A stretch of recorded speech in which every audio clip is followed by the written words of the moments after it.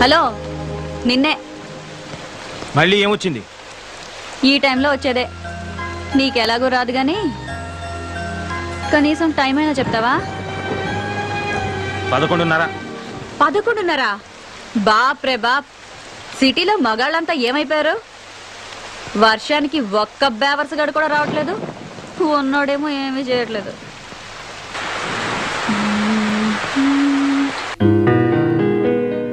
మనసున మనసై మనసున మనసై బ్రతుకున బ్రతుకై బ్రతుకున బ్రతుకై తోడొకరుండిన తోడొకరుండిన అదే భాగ్యము అదే స్వర్గము. ఏయ్, ఆ పాట పాడడం ఆపేయ్. డిస్టర్బ్ చేస్తున్నానా? ప్రత్యేకంగా అడగాల, డిస్టర్బే చేస్తున్నావు. ఇది చాలా గొప్ప సాంగ్ అండి. మనసున మనసై మీరు వింటూ వర్క్ చేసుకుంటారని పాడుతున్నాను. వింటూ వర్క్ చేయలేను, ఏదో ఒకటే చేయగలను.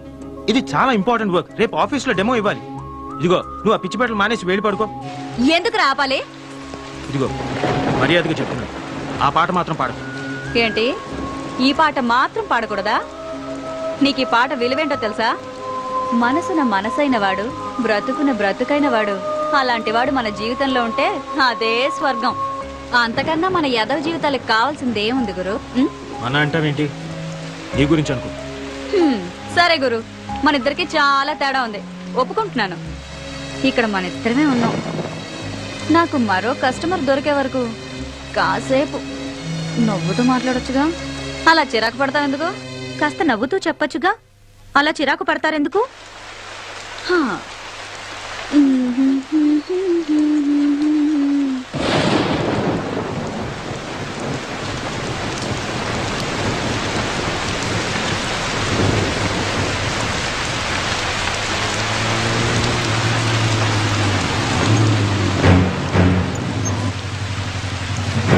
సార్ జాగ్రత్త.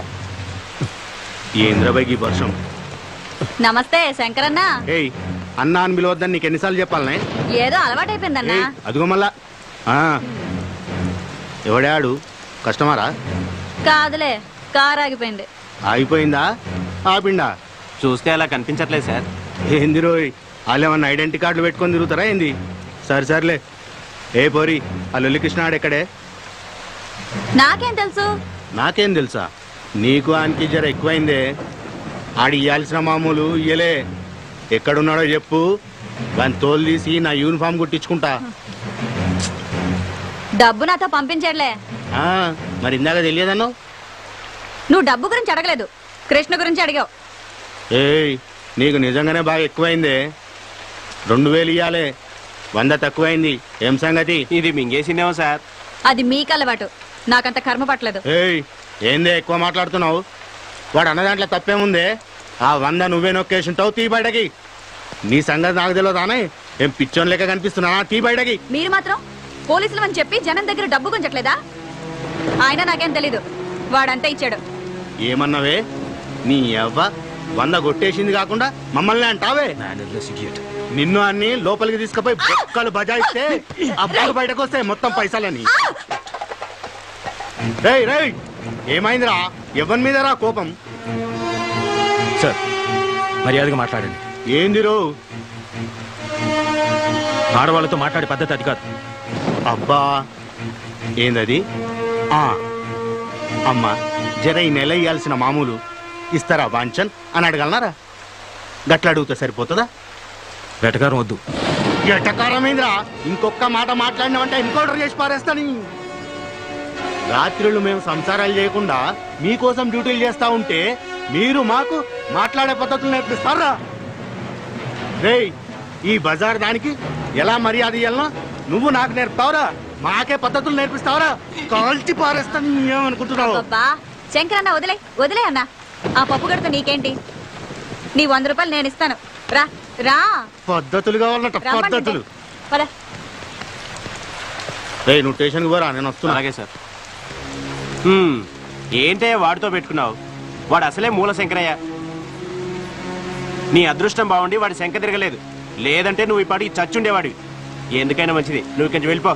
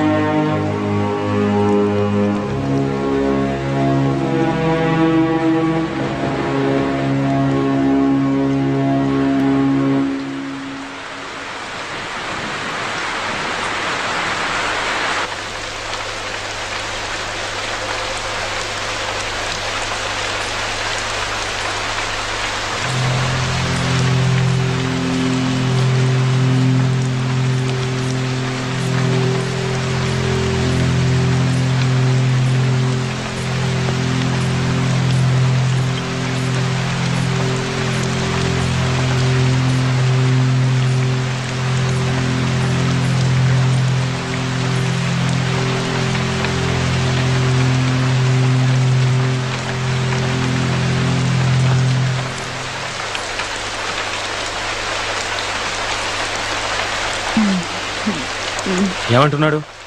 100 రూపాయలు తగ్గిందన్నాడు. నువ్వేం చెప్పావు? లెక్క సరిపెట్టొచ్చాను. Idiot. Another idiot.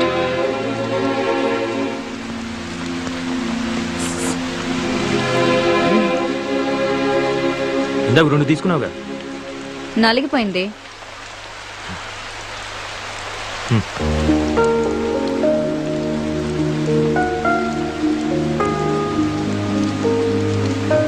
థ్యాంక్స్.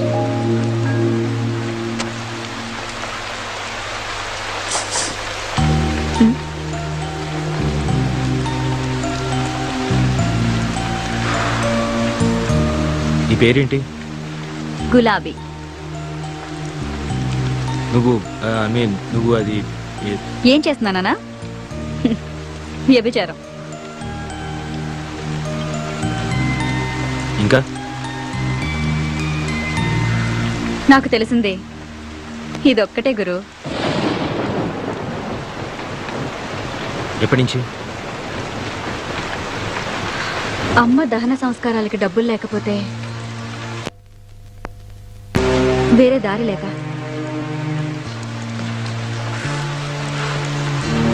నన్ను మరీ అంత అసహించుకోకు గురు.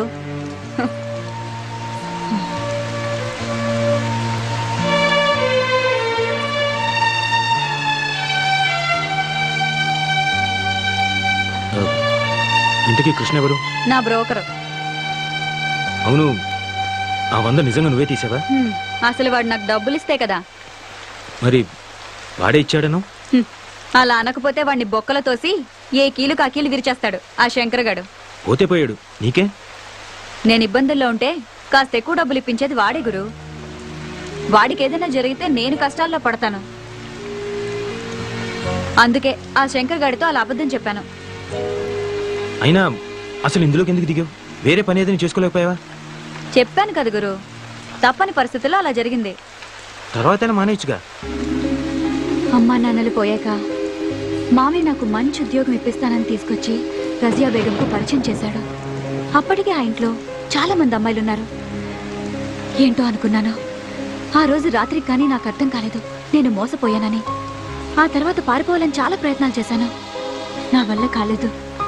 చేసేది లేక ఇలా బొమ్మలా బ్రతుకుతున్నాను.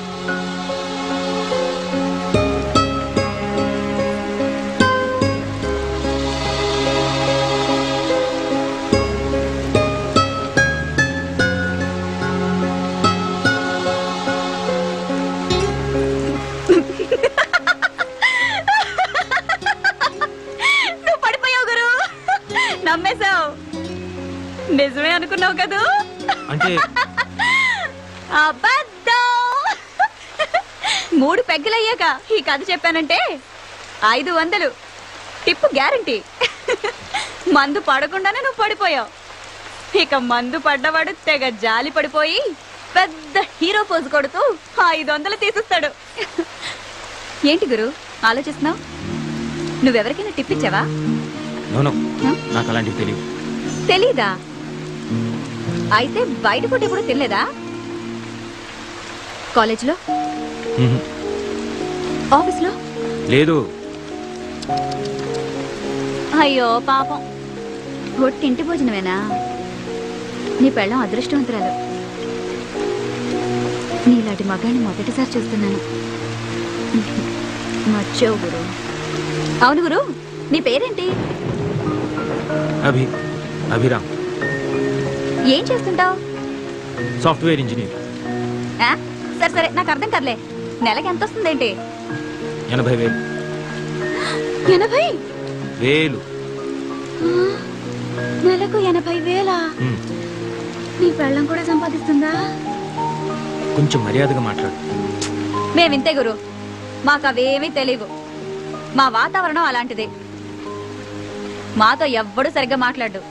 మేమెందుకు మాట్లాడాలి? సరే, ఎక్కడుంటావు?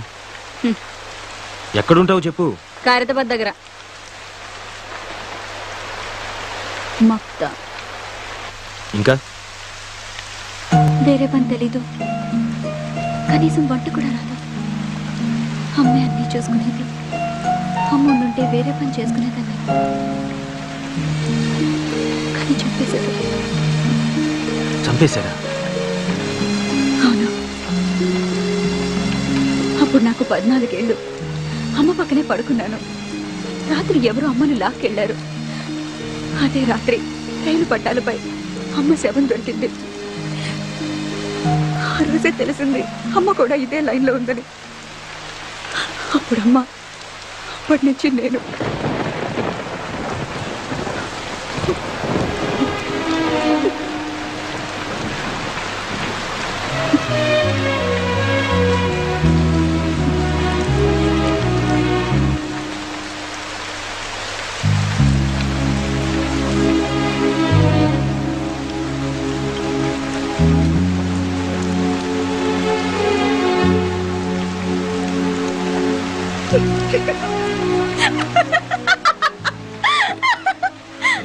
ఎందుకు నవ్వుతావు? నమ్మేశావు కదూ? అంటే ఇది కూడా ఇది కూడా స్టోరీయే.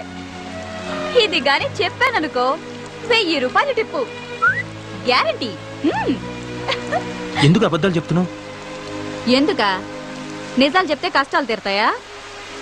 ఎవరైనా డబ్బు ఇస్తారా? అయినా మా బతుకుల్లో నిజాలు అబద్ధాలు వేరుగా ఉండవు, అంతా ఒకటే.